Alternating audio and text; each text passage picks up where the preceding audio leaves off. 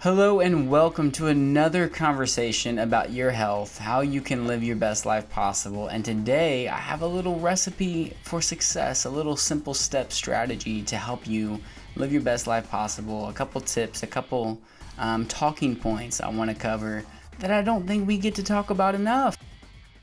It's far too simple, but yet it's made far too complicated for so many people. Every single day, there's just so much that we could talk about. There are too many things. And today, I just kind of wanted to highlight something that I don't think a lot of people talk about enough, and that is something with respect to like how to prepare best for a situation, how to prepare best for anything that has to do with your health in general, whether it's clinical surgery coming up, and how to prepare for surgery or how to prepare for recovery. Maybe you're going to have a dental exam, even. Maybe you're going for, maybe you're trying to improve your health in order to promote longevity. You're trying to promote your health in order to have a good visit with your doctor or your nurse, the next follow-up, or for a sports physical. Maybe you are trying to get pregnant and you and your spouse are striving to have the best health possible in order to prepare for the best outcomes, the best opportunities. And there's a lot of things that we just don't talk about enough as far as like preparation, proper guidance and support for our lives in general.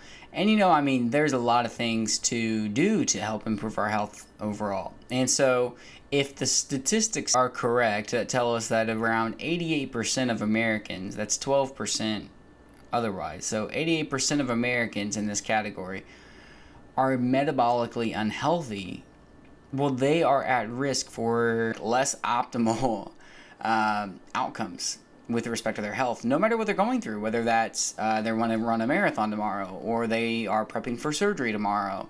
Maybe they're trying to prep for pregnancy tomorrow. There's all kinds of things to think about. And so whatever stage you are at, whatever thing that you are trying to work through in your life, whether it's stress at a job, or you just trying to prepare dinner in the evening, or be emotionally stable enough for your kids or your spouse, your partner, your coworkers, things like that. Our health is incredibly important for all of those different areas of our lives.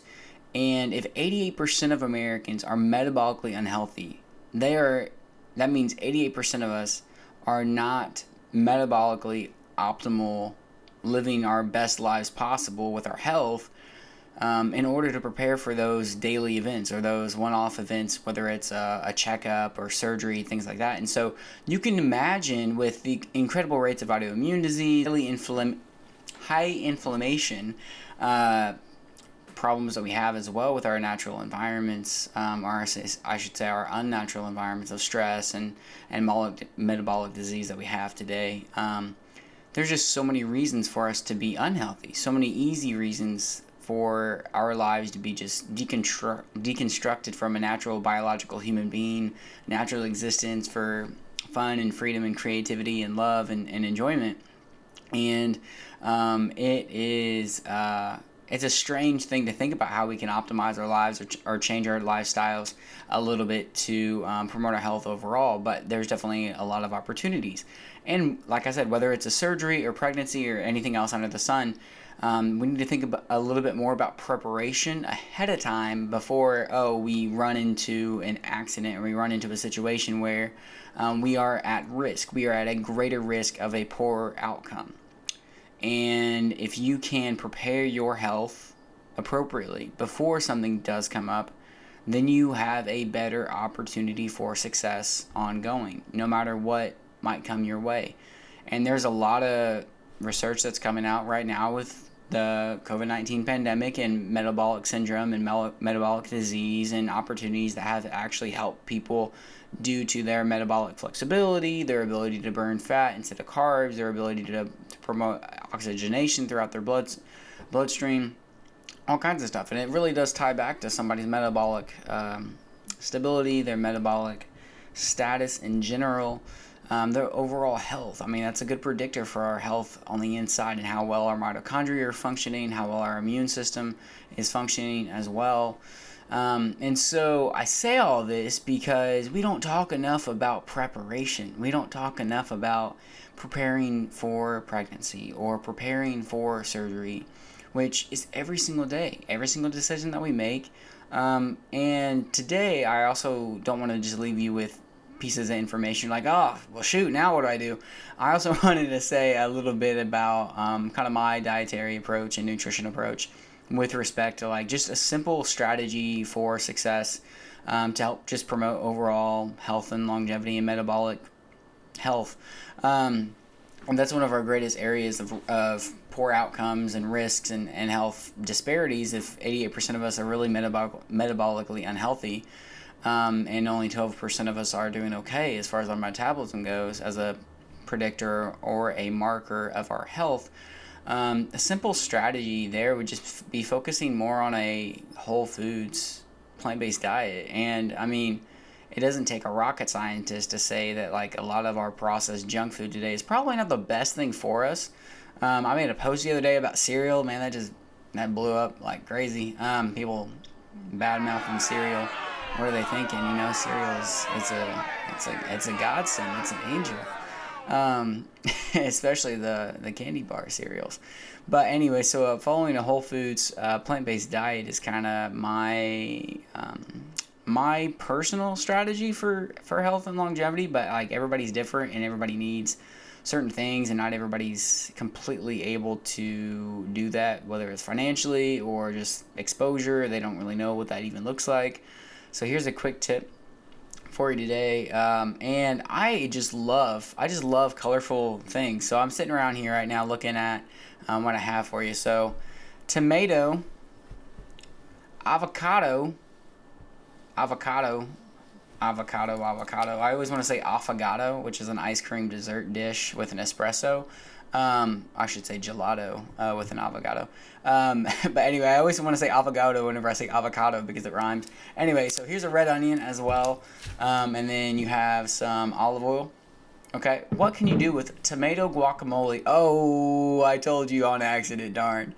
I was going to say, what can you do with tomato, avocado, onion, and olive oil? Well, you can make an easy guacamole. You can make an easy salsa dish. I also have some basil here. And I was kind of getting distracted while I was doing the intro because this stuff is just so smelly goody. I just love basil so much. It's one of my favorite herbs of all time. And what do you do whenever you mix basil with olive oil? Well, that's a great baseline for a pesto. And guess what? You can throw an avocado into your pesto and make an avocado pesto. And then you can throw an onion in there. You can make a better guacamole with some basil just to kind of throw things up. Some frozen peas or cilantro. I wish I had some cilantro. I just used all of my cilantro yesterday. But this is kind of an impromptu video. But also, Whole Foods, like, okay, so that's a dish that you can make, a little side dish that you can make that's got healthy fats, it's got veggies in it, it's got lycopene from the tomato, of course. It's got all kinds of beneficial, naturally antibacterial, antimicrobial, chemical properties with the basil, and then the olive oil, of course. And you know the benefits of olive oil with our healthy fats and kind of offsetting the problems of the saturated fats or trans fats compared to like an actual healthy fat from an avocado or olive oil. And then I also just have a Honeycrisp apple. Like, I mean, granted, Honeycrisp apples used to be very different than what they are today after like mass production, but they're still pretty amazing and they're still pretty crisp and they're still pretty delicious. And so just, I mean, it's a simple snack. It's called fast food for a reason. Actually, they don't sell this in most fast food restaurants, even though they should. It's super fast. It's super easy. It's super delicious. You can eat it on the go. It's got beneficial fiber in it too. So that's just a couple of tips for you there. I mean, it doesn't have to be super complicated. Just following a simple recipe, throwing a few veggies into a soup, or smashing up some avocado with some basil leaves and some olive oil, or taking a tomato and an onion together and creating a quick salsa. So those are just some suggestions for you today, and I just want to leave you with a good note to continue to strive for your best health, to remember that you can do a lot of things for your health. You can make a difference every single day, every single decision that you make.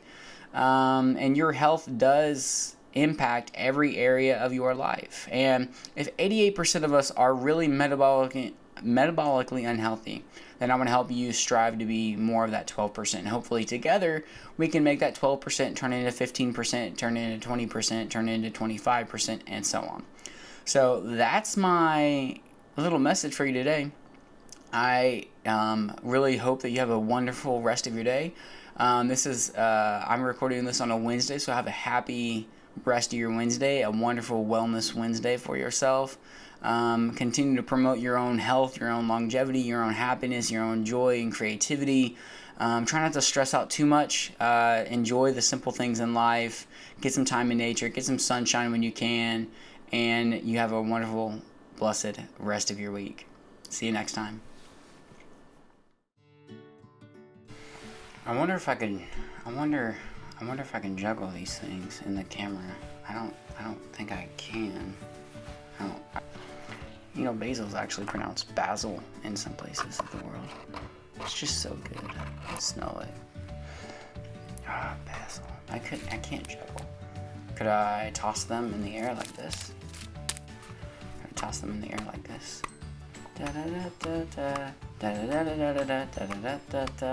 That's not the circus theme.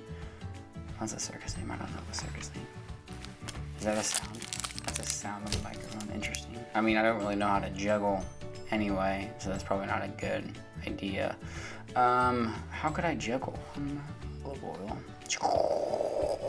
It's like a rocket ship. Blast off.